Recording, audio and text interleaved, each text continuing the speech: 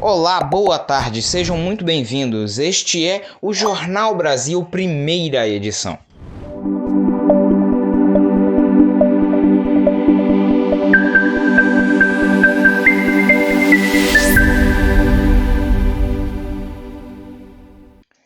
Bem, nós já vamos começar o Jornal Brasil, primeira edição desta quarta-feira, dia 6 de outubro de 2021. Mas antes eu peço aqui no início do vídeo para você deixar o seu like, se inscrever no nosso canal e ativar o sininho das notificações. E além disso também compartilhe para outras pessoas ficarem sabendo o que acontece no Brasil e no mundo, já como é de praxe do que a gente sempre fala.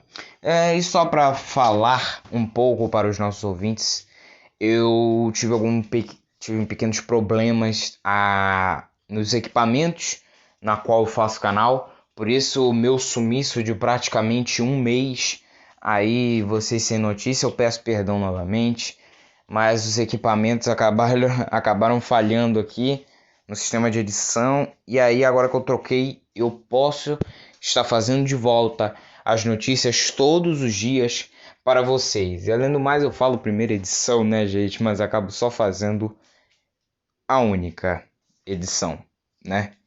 Mas a gente vai acertar isso aí e eu vou trazer mais conteúdo e notícias para vocês. Não se preocupem. Além disso, já que está acabando já a CPI, aguardem, fiquem atentos, porque a qualquer momento vai estar saindo o nosso ponto de vista, né, o quadro do canal, que é o meu pensamento sobre várias coisas no nosso país, no nosso mundo, em relação à política, economia, educação e outros tipos de temas e assuntos. E aí ele pode estar saindo a qualquer momento, tá, gente? Então vocês aguardem, fiquem atentos, porque depois eu vou publicar o ponto de vista sobre a CPI da Covid. Mas sem mais enrolação, vamos às notícias. Acessando aqui, a primeira notícia. Vamos começando. O diretor da Agência Nacional de Saúde Suplementar, a ANS, o Paulo Rebelo,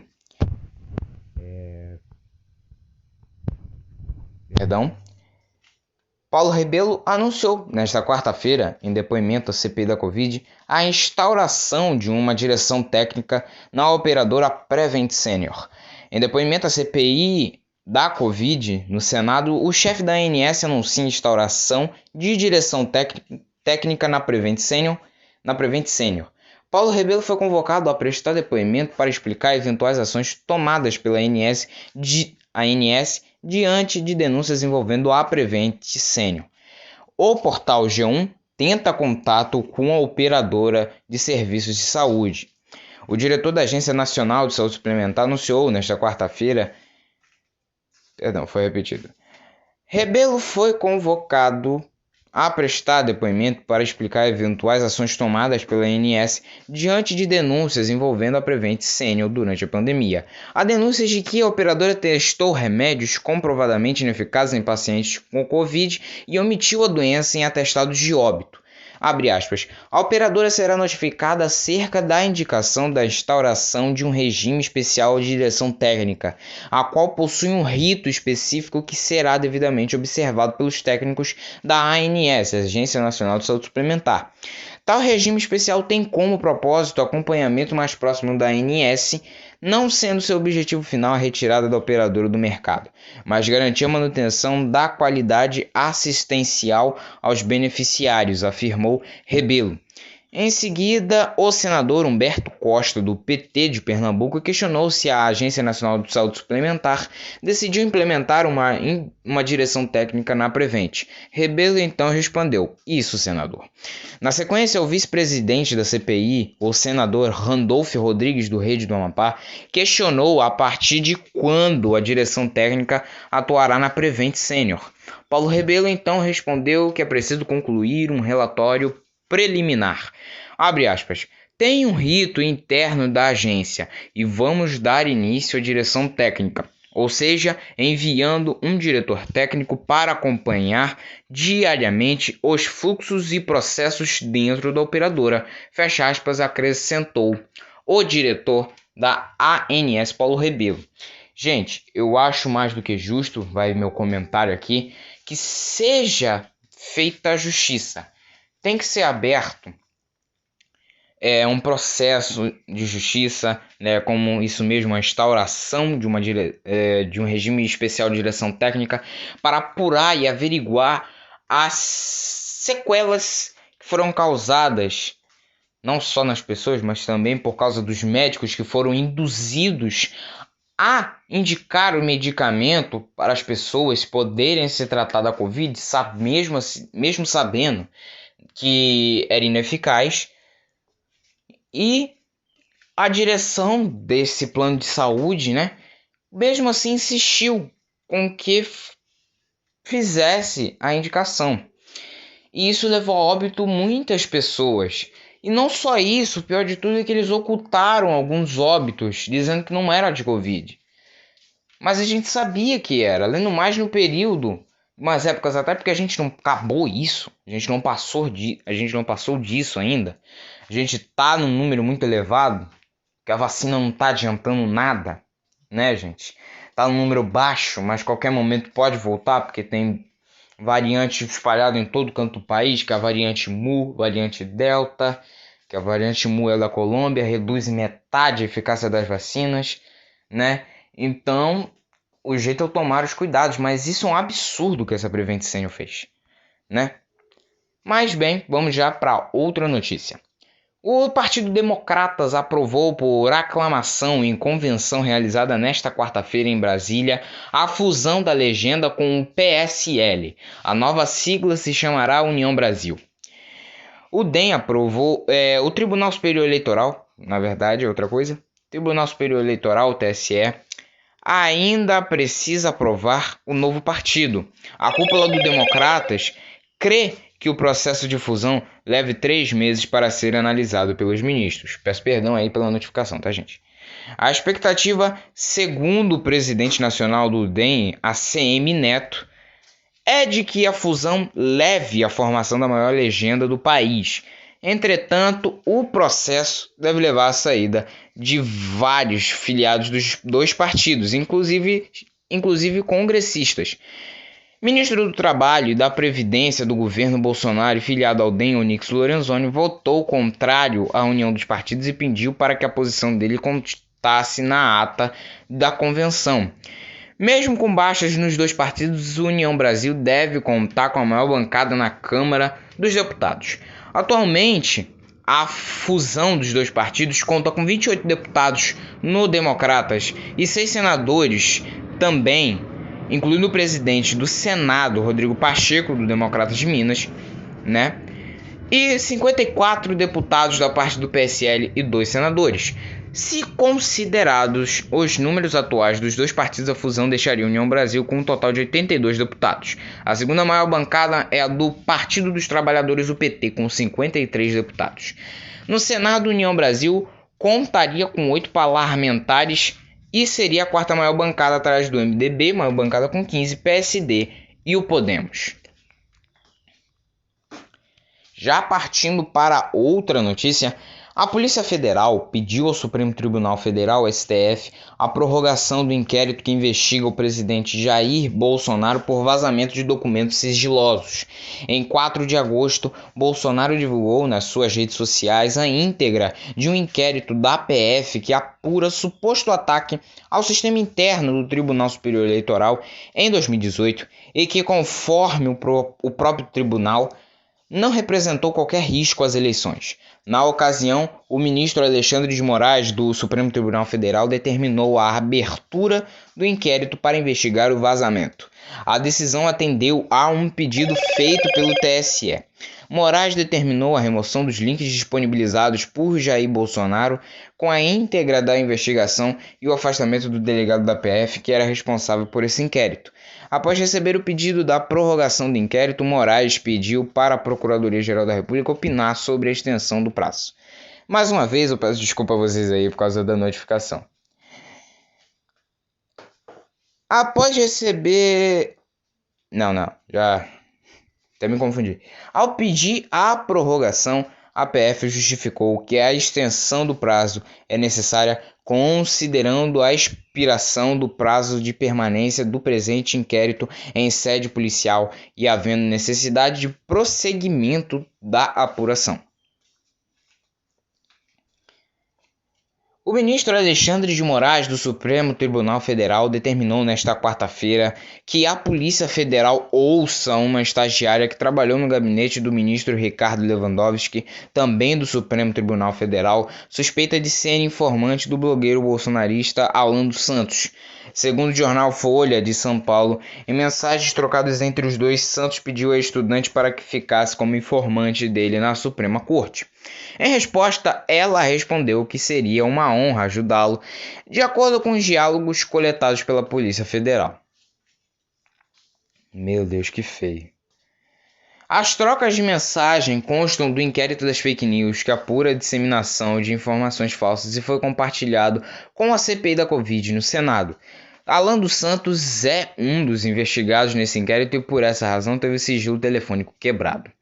Ministros do Supremo, no entanto, minimizaram o caso, dizendo que a ex-estagiária não tinha acesso a informações relevantes. Segundo a Folha, Tatiana Garcia Bressan estagiou no gabinete de Lewandowski do dia 19 de julho de 2017 até o dia 20 de janeiro de 2019, antes da abertura dos inquéritos contra Alan dos Santos, em março daquele ano. As conversas começaram no dia 23 de outubro de 2018 e foram até dia 31 de março do ano passado, em 2020.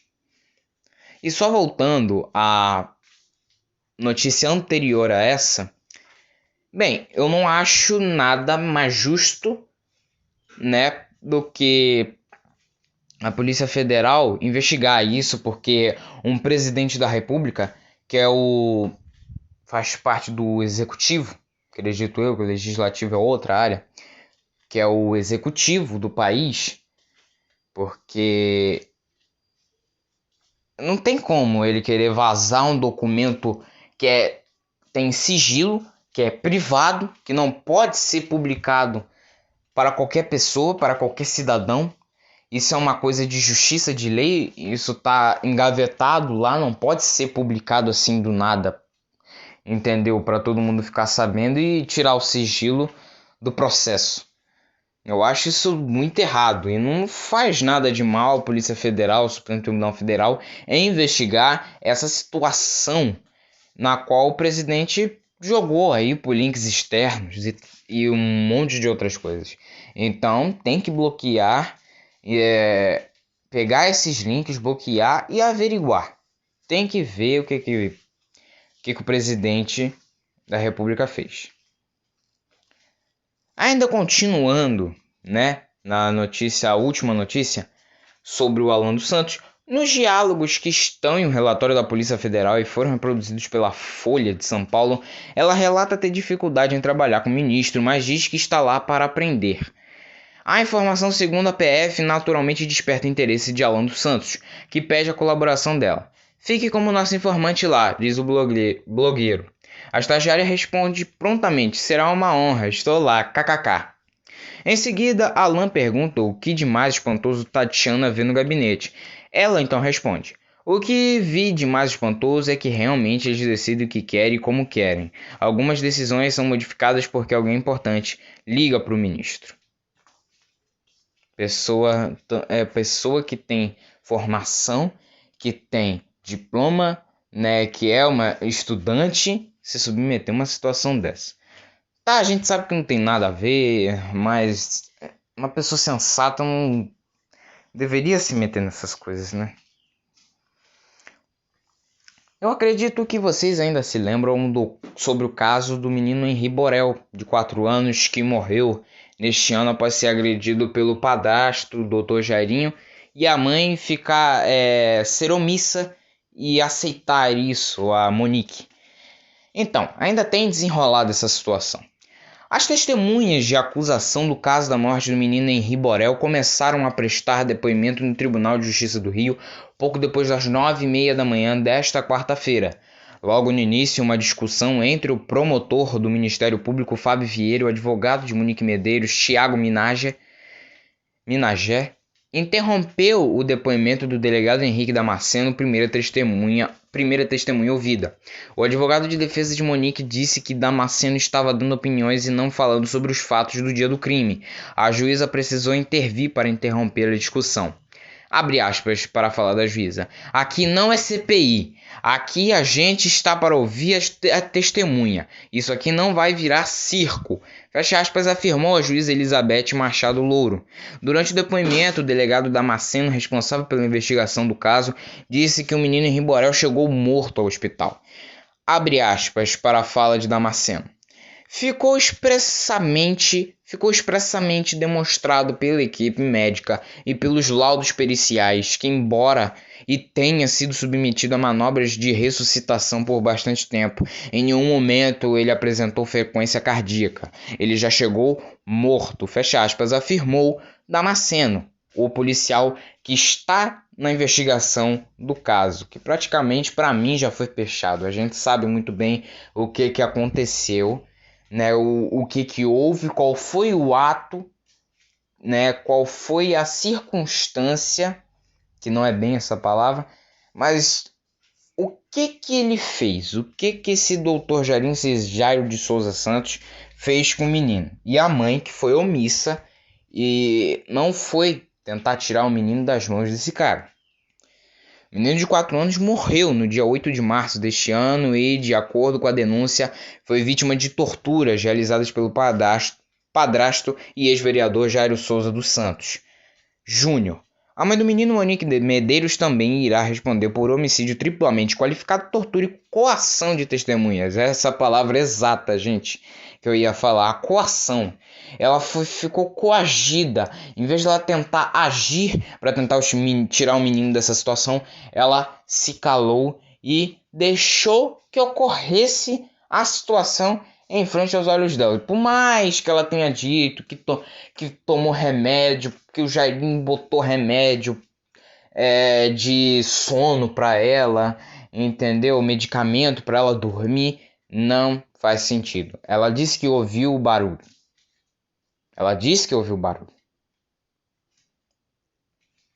Não só isso, também tem a babá, né? Que a babá começou negando e depois abriu o leque.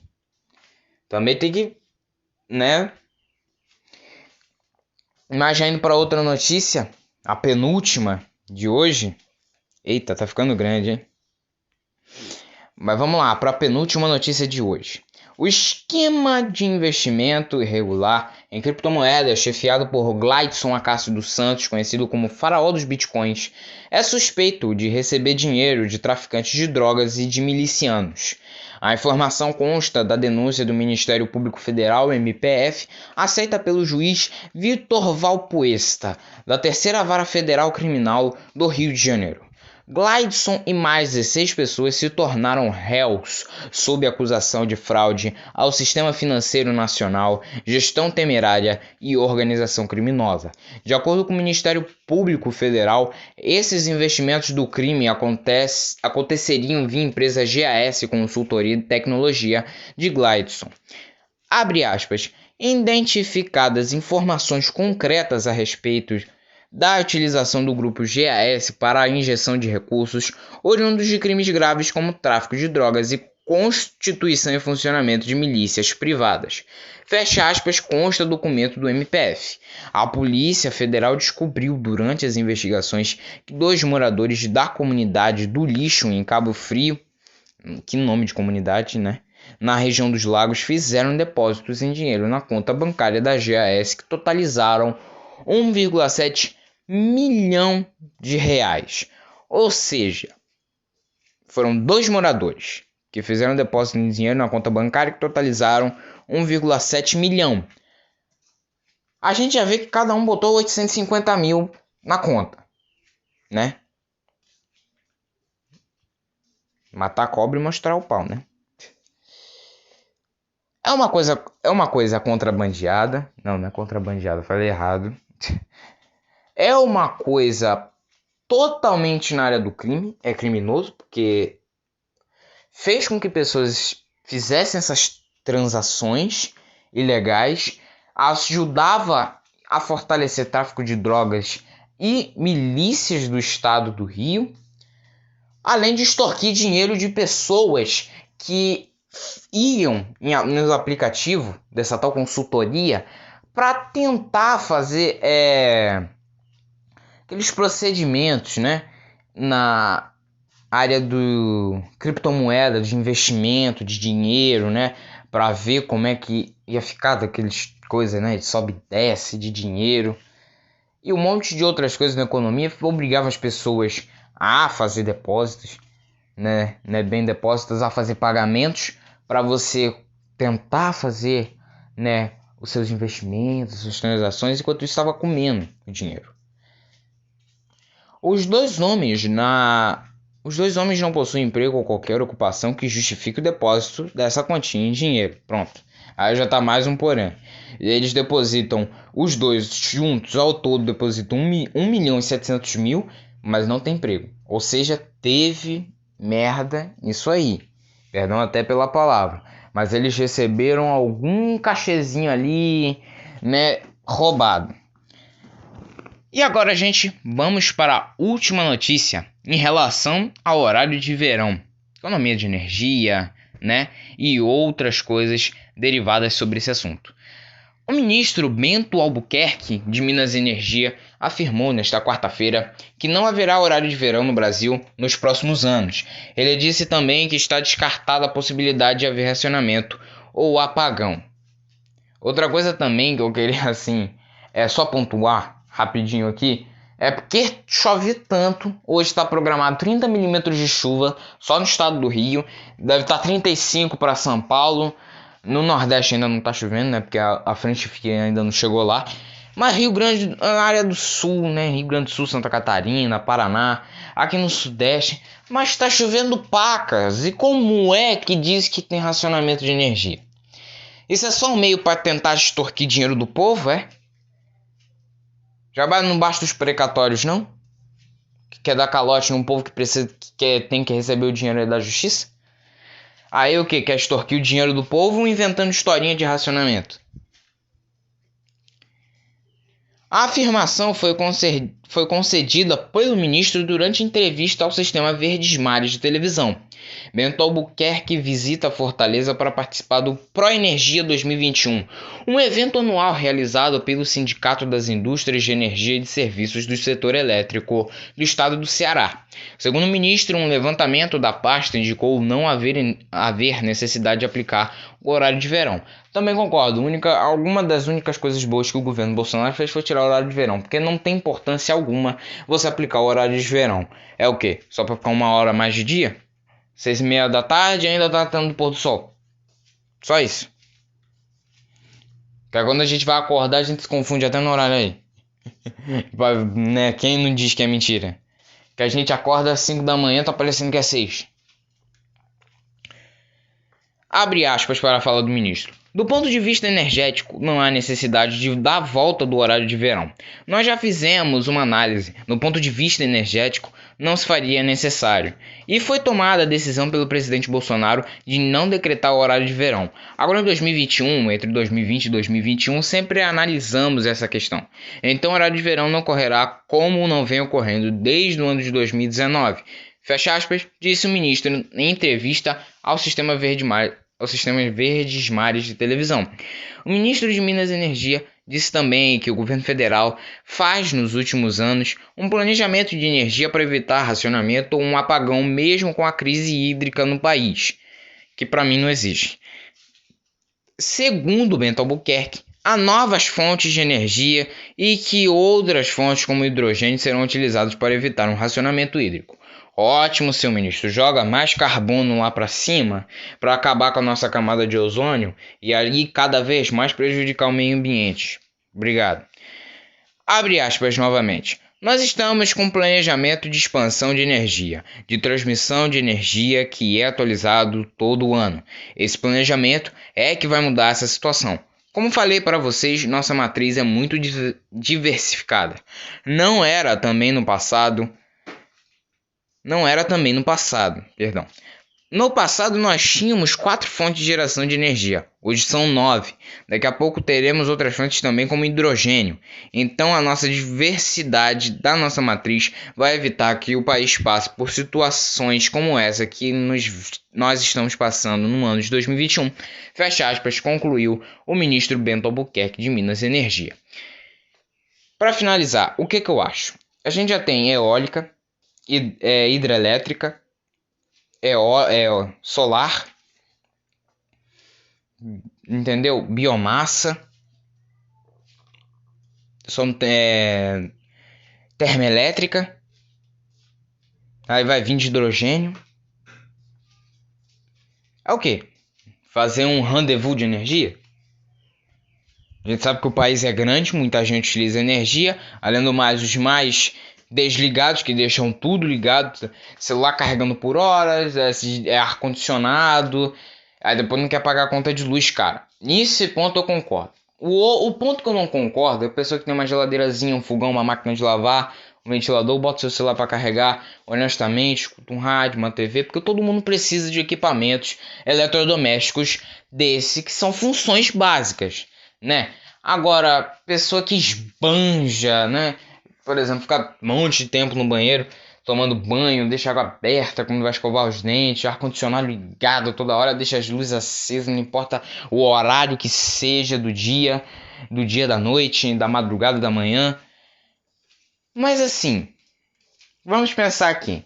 Se é para ferrar com o meio ambiente, ele ferra logo. Porque se é para ficar jogando mais carbono, graças a Deus aqui, energia nuclear não funciona no nosso país, porque já seria mais um meio, além do risco que pode ser para a nossa população, pelo sentido de que a energia nuclear ela é perigosa, em contato com ela, radiação, urânio e vários outros elementos radioativos tem um prejuízo na nossa saúde, e além de jogar 1000 vezes mais problemas, né, mais combustão, mais poluição no ar, além da água também, porque eles precisam para descartar aquele material todo radioativo, né? Então, graças a Deus, agora a termoelétrica, biomassa, combustível fóssil que fica lançando um monte de coisa no ar. Ministro, pelo amor de Deus, tenha mais, né? Vamos, por favor, ter mais consciência. A gente está vendo o que está acontecendo aí, o clima mudando, a calor cada vez mais, um frio mais intenso, calor mais intenso, são muitas chuvas mais intensas, tem furacão, tem tsunami, né? Tornado, ciclone. É um prejuízo porque aí vem gente, desce aquelas chuvas fortes, desce barranco, encosta. A gente sabe que é errado, mas tem gente que não tem condições financeiras para construir uma casa decente, ou para alugar um apartamento, alugar uma casa e um monte de outras coisas. Então a gente vai saindo de meio ambiente para um monte de outros tipos de assuntos, um monte de outros tipos de temas. Então a pessoa já está querendo prejudicar. Tá vendo a nossa Amazônia? Tá vendo o Cerrado? Mata Atlântica? Caatinga já é uma seca danada. Pantanal, as queimadas que tá tendo. Infelizmente a gente tem que ver isso aí, porque sinceramente eu acho que não dá. A gente tem que fazer energia, correto? Mas também a gente não pode exagerar e querer prejudicar o nosso meio ambiente. Mas bem, gente, obrigado por ouvir meus desabafos, obrigado por vocês estarem aqui até agora, vendo as notícias do nosso canal. Hoje estouramos o tempo limite, mas peço mais uma vez que você se inscreva no canal, deixe seu like, que ajuda o YouTube a recomendar nossos vídeos. Compartilhe para outras pessoas ficarem sabendo o que acontece no Brasil e no mundo. Ative o sininho das notificações para ser o primeiro a receber as notificações do nosso canal e sair bem informado antes de todo mundo. Óbvio que eu quero que vocês todos fiquem informados ao mesmo tempo e saibam do que acontece no Brasil e no mundo antes. Obrigado por ouvir meu desabafo mais uma vez. Venho aqui dizer que pedir perdão por causa da pausa longa, pedir perdão também por alguns erros que eu cometi por causa das notificações, né? que entraram no meio do áudio. Se caso vocês não ouviram, é porque o gravador de áudio não deu igual a notificação. Mas a gente tá voltando, a gente tá retomando. E em nome de Deus, a gente vai seguir aí e vamos trazer muito mais notícias para vocês a todos sempre. Mais uma vez, agradeço a todos. Tenham um excelente dia e até amanhã. Valeu. Fui!